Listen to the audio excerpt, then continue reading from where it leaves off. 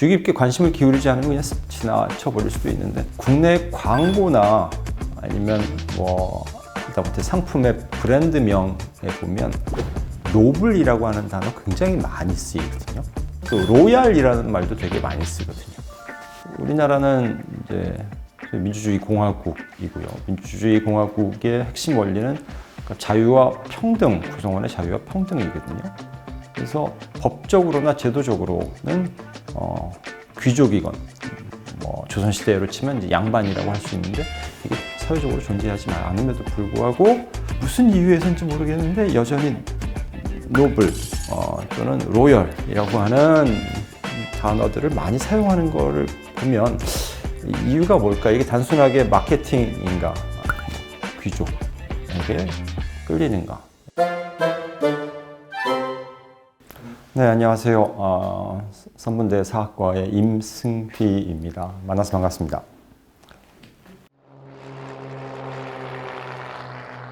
먼저 귀족에 대한 일반적으로 통용되는 정의 말고 학술적인 정의부터 내리고 시작하는 게 맞을 것 같은데요.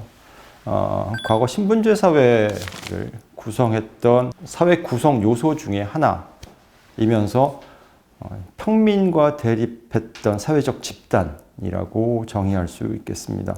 사실 귀족은 유럽에서만 존재했던 신분은 아니고 동서양에서 골고루 발견되는데요. 물론 시대와 지역에 따라서 다양한 기능과 모습을 보여주고 있긴 하지만 대체로는 이제 북에 의해서 세습되는 다양한 특권을 누리는 왕족 바로 아래에 있는 집단이라고 정의할 수 있겠습니다.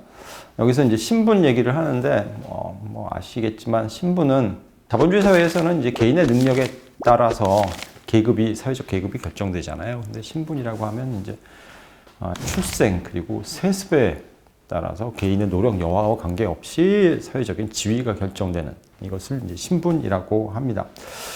그런 점에서 이제 계급하고는 조금 대립되는 개념이고요. 제가 귀족에 대해서 책을 쓰기도 했지만 책 나오고 나서 가장 많이 들었던 질문 중에 하나이기도 하고, 왜 유독 우리 사회에서 이 귀족이 사람들 입에 자주 오르내릴까? 사실 너무 흔해서 주의 깊게 관심을 기울이지 않으면 그냥 지나쳐 버릴 수도 있는데, 국내 광고나 아니면 하다못해 상품의 브랜드명에 보면 노블이라고 하는 단어 굉장히 많이 쓰이거든요. 중개 회사도 그런 이름을 본 것 같고, 잡지 이름도 앞에 노블이 붙어 있는 잡지들이 많고, 아파트도 무슨 노블 어쩌고 하는 그런 아파트들도 있고, 또 로얄이라는 말도 되게 많이 쓰거든요. 근데 이게 사실 따지고 보면 굉장히 신기한 일인 게, 우리나라는 이제 민주주의 공화국이고요. 민주주의 공화국의 핵심 원리는 자유와 평등, 구성원의 자유와 평등이거든요. 그래서 법적으로나 제도적으로는 귀족이건 조선시대로 치면 이제 양반이라고 할 수 있는데, 이게 사회적으로 존재하지 않음에도 불구하고 무슨 이유에서인지 모르겠는데 여전히 노블 또는 로열이라고 하는 단어들을 많이 사용하는 거를 보면 이유가 뭘까? 이게 단순하게 마케팅인가? 아니면 마케팅을 한다고 하더라도 사실 뭔가 이 마케팅을 했을 때 사람들이 여기에 끌린다라고 하는 판단이 서야만 그 브랜드를 쓰게 될 텐데, 그러면 마케팅을 하는, 브랜딩을 하는 사람들의 입장에서도 대한민국 사회의 특징 중에 하나는 대한민국 국민들이 이런 노블이나 로열과 같은 용어에 끌린다라고 판단을 했기 때문에 이제 그런 거겠죠.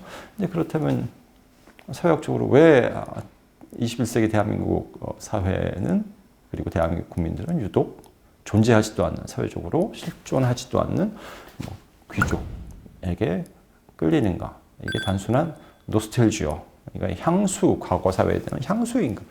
그거는 아닌 것 같고요. 사실 이제 그런 문제 제기를 이제 저 스스로 느끼면서 귀족에 대해서 한번 역사적으로 접근을 해보자. 귀족의 역사적인 실체에 대해서. 그러다 보니 시청자분들이 만족스러운 대답은 아니실 것 같지만 두 가지를 생각해 볼 수가 있겠더라고요. 첫 번째는 귀족 개념이 그냥 낯선 것만은 아니다 라는 점인데, 성리학을 사회 기본 원리로 했던 이제 조선시대 같은 경우는 거기도 신분제 사회였잖아요. 이제 양반이 있고 평민이 있었습니다. 그래서 사실 이 양반이라고 하는 개념, 그다음에 그 앞선 시, 뭐 신라 시대에 가면 뭐 육두품에서 성골, 진골 뭐 같은 개념들이 있는데, 이것도 넓게 보면 이제 귀족의 한 범주로 포함시킬 수 있겠다. 그래서 그런 어떤 역사적인 흔적, 그런 자취들까지 두고 있기 때문에 인가, 이거는 좀 더 일반적인 설명인데요.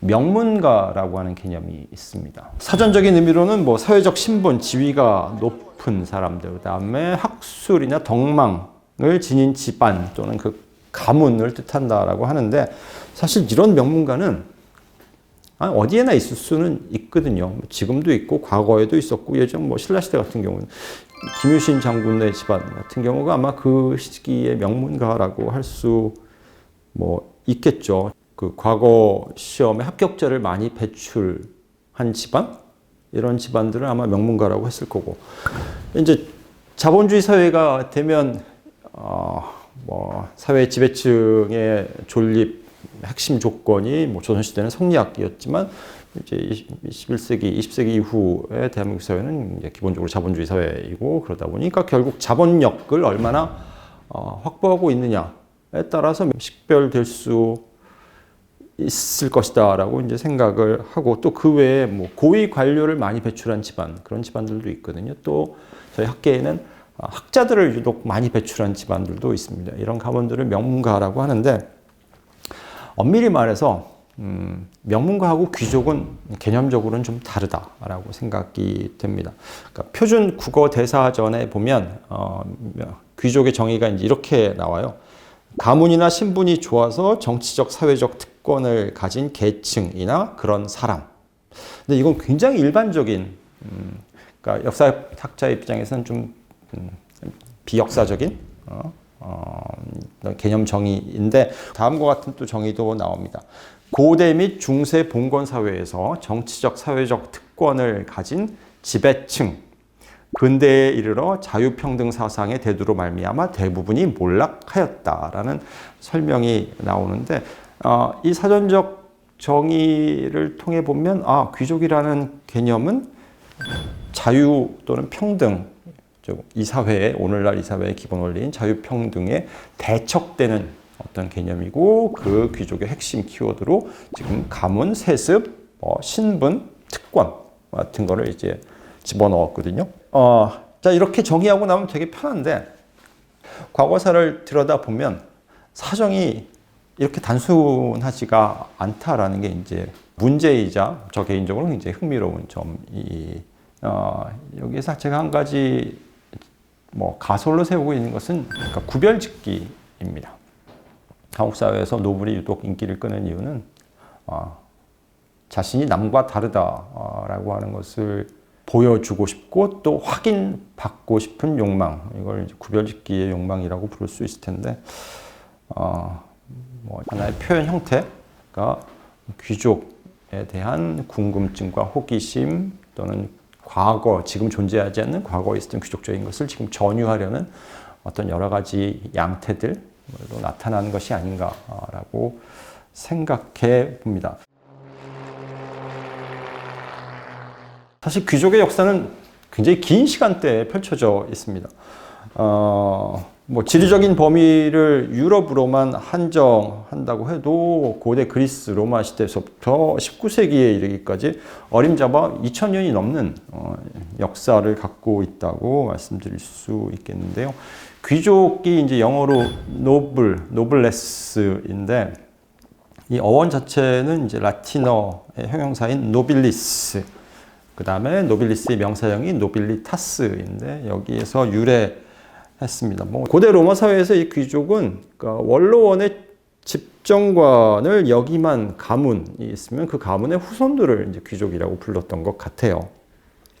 그런데 이제 5세기에 서로마 제국이 이제 몰락하고, 소위 이제 중세 유럽 사회가 이제 다시 재편되고 발전하기 시작하는 과정에서는, 이제 과거의 로마 제국 시대의 이제 귀족 가문들은 대부분 명맥이 끊어지고요. 이제 새로운 사회 지배 계층이죠. 엘리트층들이 등장하는데, 이들은 이제 과거 로마와는 좀 다른 특징을 보이더라라는 겁니다. 이들이 뭐냐면 이제 주로 기사 하는 일이 이제 싸우는 사람들인데, 이 사람들을 중심으로 사회 구조가 형성되면서 즉 점차 귀족이라고 하는 신분으로 이제 수렴되게 되고요. 그리고 나서 중세 완전히 하나의 신분으로 자리 잡게 되고, 그다음에 중세 말기에 이르게 되면 여러 가지 이제 군사 기술상의 변화, 전쟁 전투 방식의 변화, 예를 들어서 말 위에 타고 창을 휘두르는 이런 기사들의 전투 방식에서부터 이제 보병 위주의 전투 방식으로 바뀌면서 기사의 군사적인 중요성이 아무래도 저하되면 그들이 사회를 지배할 수 있는 어떤 권력의 토대도 약화되잖아요. 이제 근데 그럼에도 불구하고 군사적인 중요성은 줄어들었지만 유럽 여러 나라에서 왕정이라는 이 틀 안에서 사회 지배층으로 최소한 18세기 그리고 일부 지역에서는 19세기까지도 존재했다가 1789년 프랑스 혁명 이후 그 다음에 19세기 유럽 사회의 이제 근본적인 변혁의 과정에서 그 존립의 근거, 사회적인 토대가 이제 사라지게 되고 소멸되었다라고 말씀드릴 수 있겠습니다. 프랑스의 예를 들면 아마 다른 나라에서도 뭐 대동소이할 거라고 생각하는데, 특히 제가 전공했던 시기인 이제 근대 초 시기로 들어오면 많은 부르주아들, 평민들 중에 어느 정도의 부를 누리게 된 다양한 방식으로 부를 누리게 된 사람들이 자신이 쌓아 올린 부를 갖고 어떻게 하느냐를 보면 귀족에 대한 어떤 인식을 엿볼 수가 있는데, 요즘 같았으면 수익을 재투자하겠죠. 자기 사업을 더 크게 하기 위해서. 근데 16, 17세기의 프랑스의 부르주아지들은 뭐 상업을 하건 아니면 원거리 교역을 했건 뭐 수공업을 하든 간에 어느 정도 재산을 모으게 되면 목표가 딱 하나 생깁니다. 그게 뭐냐면 귀족이 되는 거예요. 그러니까 귀족의 자귀를 수여하는 관직을 매입하거나 아니면 국왕으로부터 귀족 증서를 받기 위해서 뭐 거액을 투자하거나 또는 몰락한 귀족이 내놓은 토지를 매입해서 귀족적인 삶을 살기 위해서 노력하거나, 이런 모습을 보면 귀족이라고 하는 것이 당시에는 분명히 선망의 대상이었고, 선망이라기보다는 욕망의 대상, 나도 귀족이고 싶다라고 하는 그 욕망의 대상이었던 것은 분명한데, 그러니까 욕망의 대상이라는 것은 동시에 질시의 대상이기도 하거든요. 특히 중세시대 또 근대도 마찬가지지만 뭐 사람들이 항상 배부르게 먹었던 거는 아니니까 뭐 식량과 관련된 폭동들이 자주 일어납니다. 그러면 이제 주로 공격하는 것이 왕을 직접 공격하는 경우는 거의 없고, 주로 이제 왕의 관리들 또는 그 지방을 다스리는 영주를 이제 공격하게 되는데, 이때 나온 얘기들 보면 꼭 등장하는 게 무의도식이라는 얘기가 나오거든요. 무의도식하는 자들이라고 이제 비난, 그러니까 공격을 하게 되고, 그런 걸 보면 욕망의 대상인 동시에 이제 질시의 대상이기도 한 것이 귀족이었다라고 말씀드릴 수 있겠고, 1789년 프랑스 혁명 때 결국은 이제 신분제, 프랑스 사회에서는 이제 신분제가 철폐되거든요. 그리고 나서 모든 인간은 태어나면서부터 평등하고 자유롭다라고 하는 대원칙이 선포되는 순간 사실 귀족의 존립 근거는 사라집니다. 사실 그 이후에는 더 이상 귀족을 질시할 수도 없고, 존재하지 않으니까 또 귀족을 욕망할 수도 없고, 하지만 귀족의 입장에서는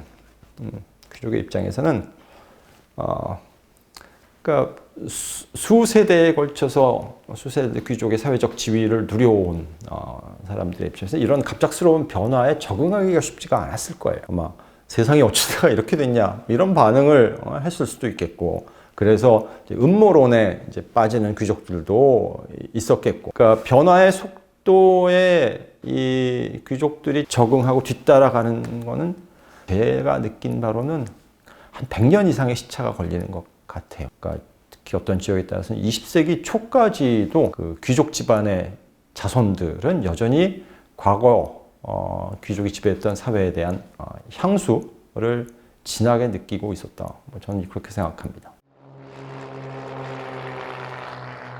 유럽에는 뭐 귀족이 남아있죠. 현재 모나코 국왕인 알베르 2세 이 양반 가문이 그리말디라고 하는 가문이거든요. 귀족 가문이고요. 프랑스 혁명으로 이제 부르봉 왕가가 종식되었다라고 얘기하지만 오를레앙 왕가는 이제 부르봉 가문의 반계, 그러니까 동생 가문이거든요. 이 가문이 아직까지도 이제 남아 있고요. 합스부르크 가문도 현재까지도 그 명맥을 유지하고 있고, 그리고 독일에는 호헨촐레른 가문이 아직 그 대가 이어지고 있어서 제국은 사라졌는데 재미난 게 이 가문의 수장은 명목상으로는 왕위 계승자로 스스로를 부르고 있습니다. 근데 이제 가장 많이 남아 있는 건 아무래도 영국이죠. 영국에서 국왕이 즉위할 때 그 대관식을 진행하는 진행자 역할을 하는 귀족 가문이 있는데 이게 하워드라고 하는 귀족 가문입니다. 거기 노포크 공작이 캐벤디시 가문이나 제일 유명한 건 윈저 가문이겠죠. 윈저 가문 같은 귀족들은 여전히 남아 있다고 볼 수 있습니다. 아까 말씀드렸지만 노포크 공작 같은 경우는 국왕의 즉위식을 어쨌든 진행하니까 역할을 분명히 하는 거고, 영국은 좀 예외적인 사례인 것 같아요. 입헌 군주국이라는 것 때문에. 모나코는 물론 이거를 워낙 사이즈가 작기 때문에 다른 나라하고 비교할 수는 없지만, 모나코도 어쨌든 왕국, 현재까지는 왕국, 희한한 왕국이죠. 정말 조그맣고 세금도 없고 국민의 3분의 1이 무슨 억만장자 이런 나라 들인 경우이지만, 사실 이거를 비교하기 위해서 뭔가 중거를 찾는 거는 저는 그렇게 크게 의미는 없다라고 생각합니다. 지금 현재 21세기 지구상에 있는 국가들은 대부분 왕국이라고 하더라도 민주주의 원칙을 따르고 있고, 오히려 문제가 되는 거는 민주주의 국가에서 국민들의 투표, 선거죠. 선거를 통해서 이제 국민의 대표, 대통령이 되었던 사람, 권력을 잡은 사람이 스스로를 왕이라고 착각하는 게 가장 큰 문제인 것 같아요. 그건 정말 시대착오적인.